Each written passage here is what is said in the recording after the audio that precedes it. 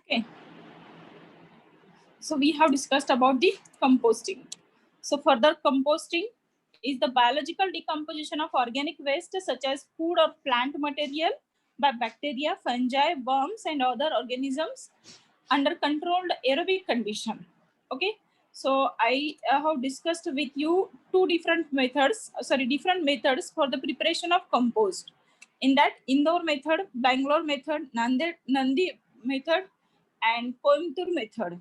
Okay, so amongst the 4 different methods, 2 methods are effectively working, that is Indore method and Bangalore method. So we have discussed the difference between these 2 methods. Okay, so Bangalore method of composting, in this method, dry waste material of 25 centimeter thick is sprayed in a pit and a thick suspension of cow dung in water is sprinkled over for moistening purpose. Okay, uh, and the thin layer of dry waste is laid over the moistened layer. Okay, the pit is filled alternately with dry layers of material and cow dung suspension till it rises 0.5 meter above the ground level. It is left exposed without covering for 15 days. It is given a turning, plastered with wet mud, and left undisturbed for 5 months or up to the required date.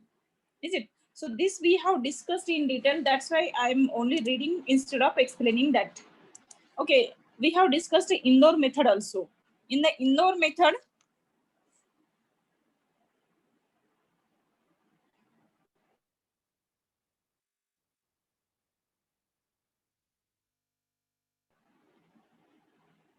the Indore method of composting, organic waste are sprayed in the cattle shed to serve as bedding.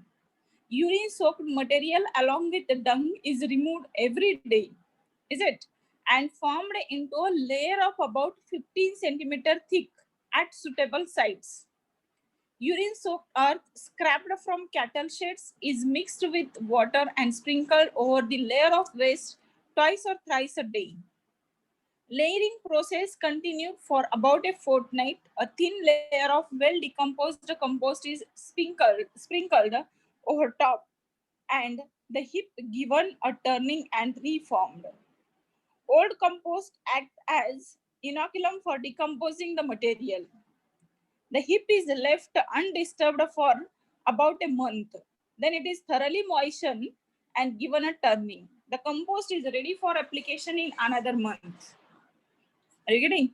So this is about the Indore method. I think we have not discussed this from this part. Okay, anaerobic method. So the basic difference between the Bangalore method and Indore method is Bangalore method is anaerobic method, is it? So while explaining this part, you might have understood. Okay, and the Indore method is the aerobic method. Okay. So this method overcome many of the disadvantages over the Indore method. This is the anaerobic method. Because it is an anaerobic method, unnecessary requirement for the turning are reducing our extra efforts for the turning purpose, which is required in a Indore method. Okay. This method eliminates the necessity of turning up of the material as composting is done in trenches. Material is allowed to decompose for 4 to 6 months. Okay. Comparison. We will see now the comparison between the Bangalore method and Indore method. The Bangalore method requires longer time for stabilization. Bangalore method requires longer time for stabilization because it is a anaerobic method. In presence of oxygen, the decomposition performs with a faster rate. So that's why in a Bangalore method, as the Bangalore method is an anaerobic method, it takes a lot of time to get stabilized. Okay, and hence need a larger load space. Okay, as the required time for the completion of process is more, you need more area to get the same quantum of output.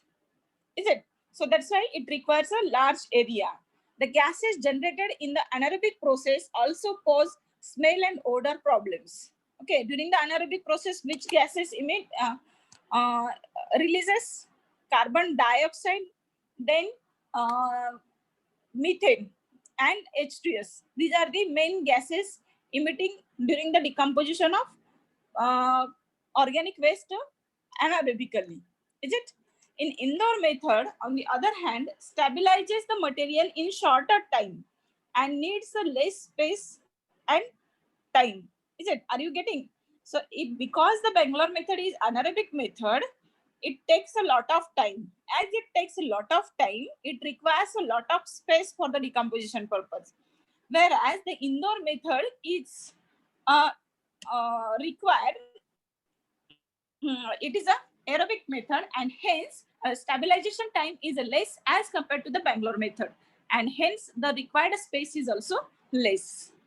As no odor gases are generated in this process, it is environment friendly and hence commonly preferred. You getting? Hence commonly preferred. That is the difference between these two methods. I request all of you to write down these two differences and then we will proceed ahead.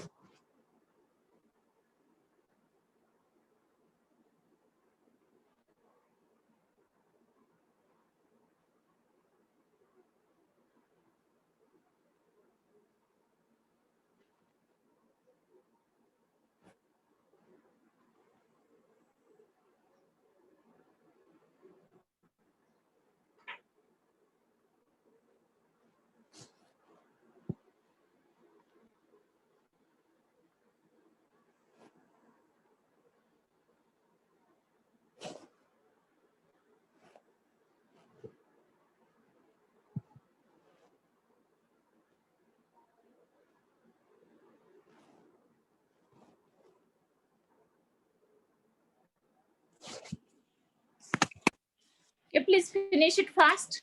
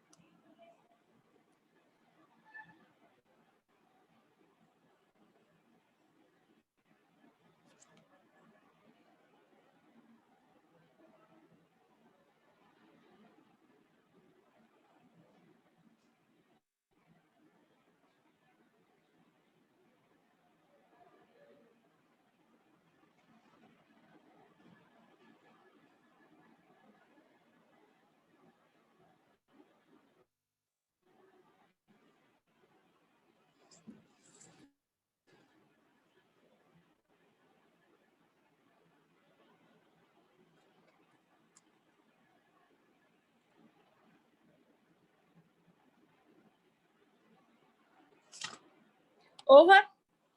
Shall we proceed? Okay, I think you might have completed. Nobody's replying, so I cannot guess what had happened at your end.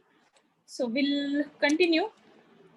Okay, now we will see what are the different types of composting. Okay, there are the different types of composting. First, on-site composting. Yes. Someone talking? Is there any problem?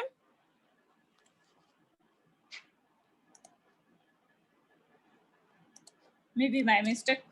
On-site composting. Okay. Second one, vermicomposting. Third one, aerated or windrow composting. Third one, aerated static pile composting. Earlier two types as per the location evolution we have discussed. Now these are the different types as per the process. And the next one is the in-vessel composting. So we will see one by one how these are the different methods. So the first one, on-site composting means what? Wherever the production of organic waste is there, at there itself, the dumping or the composting being performed is nothing but the on-site composting. Suppose a farm is there, farm of sugarcane is there, and in that farm, you may be aware about that, trash of the sugarcane is remain in the agricultural area. Instead of burning it, at that place, we can make them, we can convert it into the compost. Either so, and there is another method: collect the entire trash from the compost or somewhere else. It takes a lot of time, and it's less advantage than we are doing on-site composting. Is it? To deposit at the space where it's located, the effect labor cost. At the same time, it will help to cover the land, to reduce the evaporation rate of land. Evapotranspiration rate of land will be reduced, and this will be more effective during the summer season. Okay, so this is about the on-site composting. So please note down these types of composting. Then I will explain. The next one is the vermicomposting.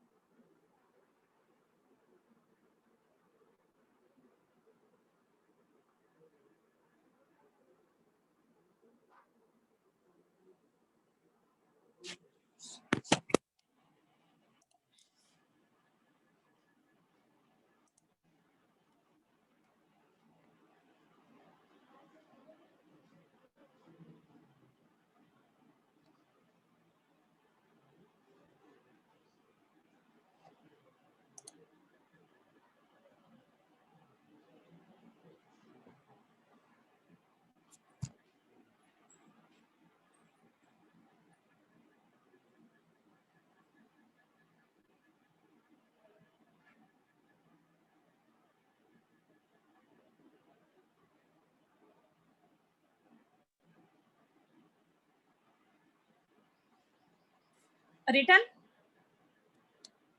Shall we proceed? Okay, next one is the vermicomposting. So first one, I think you understood what is meant by on-site composting. Wherever the production of organic material is there, there itself, with the help of any of the method, when we are allowing to decompose, we can say this is a on-site composting. Okay, now we will talk about the vermicomposting. What is meant by vermicomposting? It is a process by which worms are used. Worms are used to convert organic materials into a humus. Humus in the sense, whatever the byproduct in the form of fertilizer is being produced after the composting, it is known as the humus. Okay. So the vermicomposting is the process by which worms are used to convert the organic materials into a humus, like material known as the vermin compost. That material is also known as the vermin compost. Okay. So the vermicomposting is a method of preparing enriched compost with the use of earthworms. It is one of the easiest method to recycle agricultural waste and to produce quality compost. Are you getting? Vermicomposting is a method of preparing enriched compost with the use of earthworms. Earthworms, you might have seen or not seen. These are the animals surviving in the land, and they usually eat the material, organic material, and whatever the eaten material, as an excreta, they are throwing it away from their body, and when it is coming out from their body, it is being identified as a humus or it is a decomposed one. Are you getting? It is one of the easiest method to recycle agricultural waste and to produce quality compost. Earthworms consume biomass and excrete it in digested form, and that is called the worm cast. Are you getting? So earthworms are consuming the biomass and they are excreting it in the digested form. Okay. Vermicompost contains water soluble nutrients and is an excellent nutrient rich organic fertilizer and soil conditioner. It is used in farming and small scale sustainable organic farming. You may be thinking just they're eating and throwing it away and how it is going to be converted. That is a process. So when they are eating, the digestion process is being performed, and some of the chemicals are producing from their body, and because of that it is digesting with a faster rate, and whatever the excreta they are producing that are rich in nutrients, that is decomposed one. Conversion of complex organic matter into soluble form of organic matter is being done by these earthworms. Okay, so this process is known as the vermicomposting. So I request everybody to note down this slide and then I will proceed.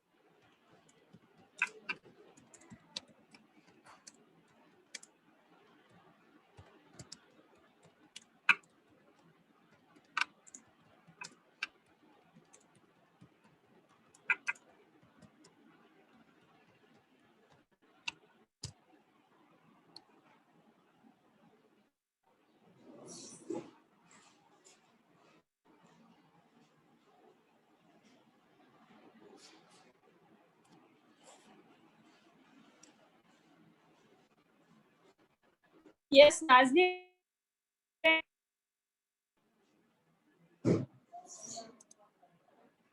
Nazneen, you are raising your hand.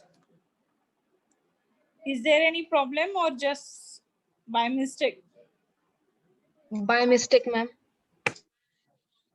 Okay.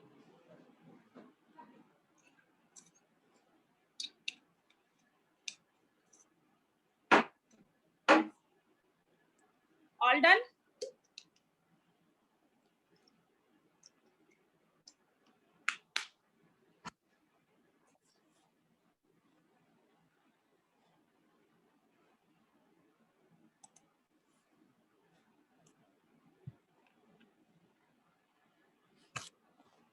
Sorry, by mistake.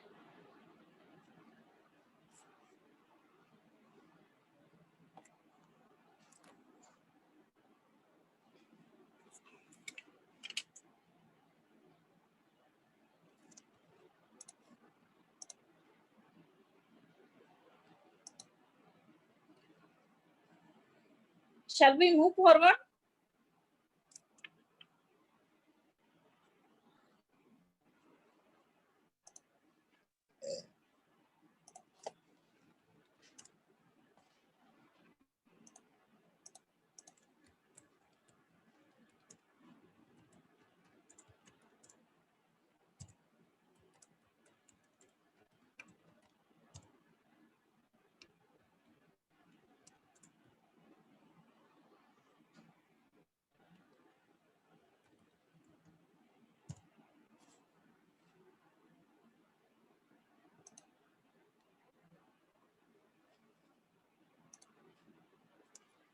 Okay. Now, what are the benefits of vermicomposting? Vermicomposting process, you understood. Simply, you are using worms, and these worms will be eating the organic material and producing humus through their excreta. And this excreta is rich in nutrients, and hence we can use it as a fertilizers. While eating this organic waste material, this organic waste material in its original form is in a complex organic compound. But when eaten by the worms and digested it, after that it is converting into simple form of organic compounds. So that's why instead of saying simple form of organic compounds, we can say soluble form of organic compounds. And because it is in a soluble form, uh, the plants can absorb it as a nutrient, and it can help it for that will help to for their growth. Okay, so that is the vermicomposting. Now, what are the benefits of the vermicomposting? Diverting waste from landfills is excellent, and vermicomposting also produces nutrient rich castings for your garden.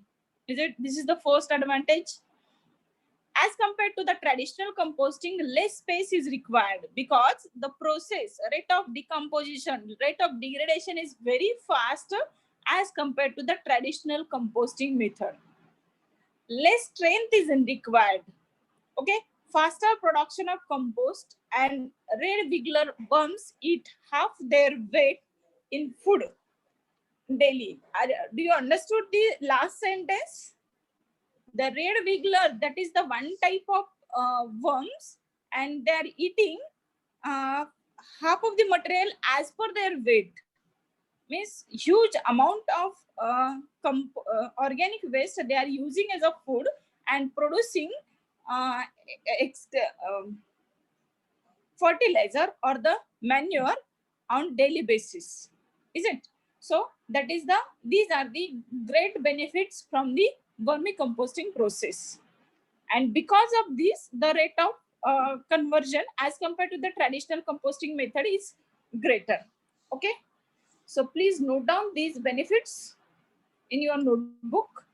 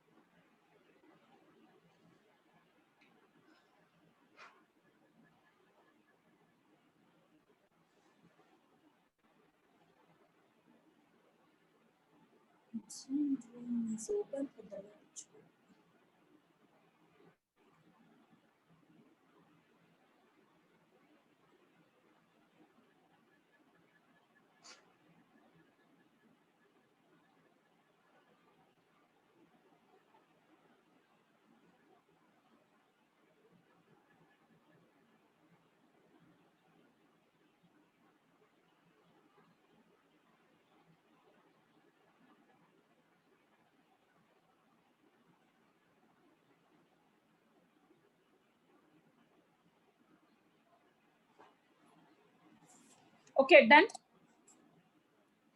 Okay, let us see what are the different types of earthworms. Okay, or the worms which we can use for the vermicomposting purposes. So the first one is the endogic. Endogic, these earthworms are characterized by burrowing. Means they are so digging the earth and they are surviving in subsurface level of the earth. Is it? That is known as the endogic. Someone is crashing on the boat. Please stop that activity. Remove it, please. You might have done by mistake. Remove it fast.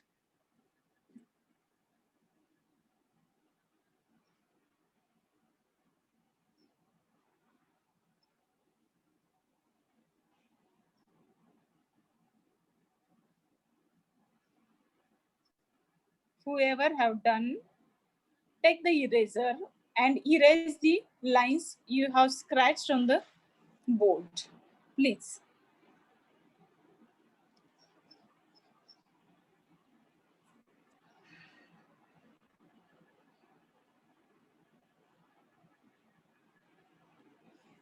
Okay, that guy may not be knowing about how to do. Okay, forget about that.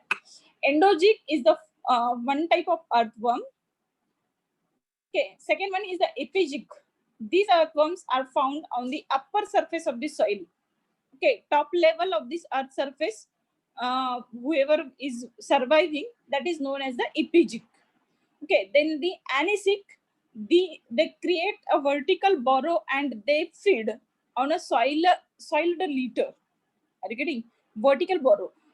They go deep in a land, excavate, and they feed on a soiled litter. Then the compost, as the name suggests, these earthworms are found in the compost pit.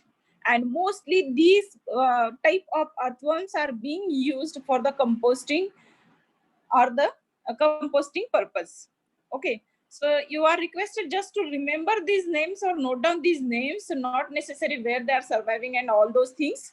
You need to go, only note down the names. You should know what type of earthworms may be available for the to perform the process of vermiculture.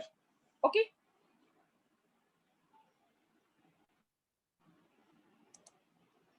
Now the next one is the mechanical composting. We will see the next type is the mechanical composting.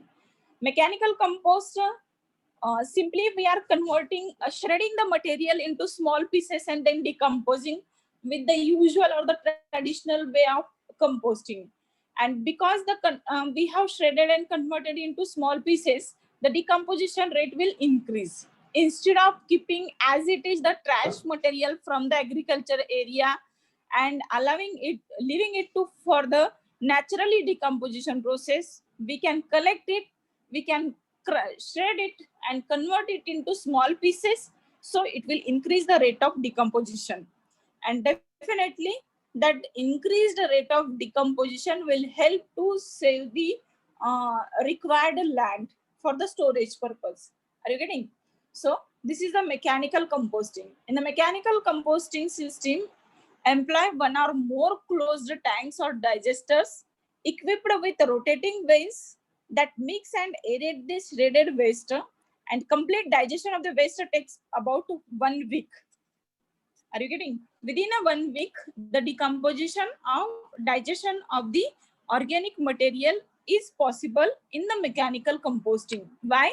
Because artificially we have converted it into small pieces.